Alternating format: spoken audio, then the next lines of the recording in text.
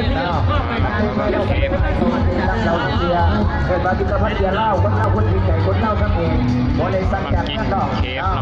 ของเล่าใส่ของเล่าพี่น้องเอาเจ้าเบี้ยเล่าใส่เงินเล่าใส่เงินกี่คนเสน่ห์เอาฮัทกันดีที่กำไรพี่น้องเอาใส่เราพี่ใส่น้ำใจพี่น้องตัดซึ้งซ้อเดี๋ยวมาพี่น้องบอกมาดีว่าเอาเป็นฟังฮัทสาวซี่ของแน่ๆมาสั่นทีมงานของคนใส่ของฮัทบริษัทพี่น้องของเรือของสารตุสีมาถึงประเทศขอจะพี่น้องเขาอูมาทำตั้งสู้เดินทางของผู้คนเดินกันที่นั่นพี่น้องเข้าบริษัทว่าเดินกันที่นั่นลงคนใส่การที่มาเป็นงานบรรยากาศบ้านที่มาดูครูบ้านครูเมืองพี่น้องจากกันเมืองกับภาษาเข้าหรือว่าพี่น้องนั้นคงจะภาษาเราเขาเรียกว่าพี่น้องจากเศร้าไร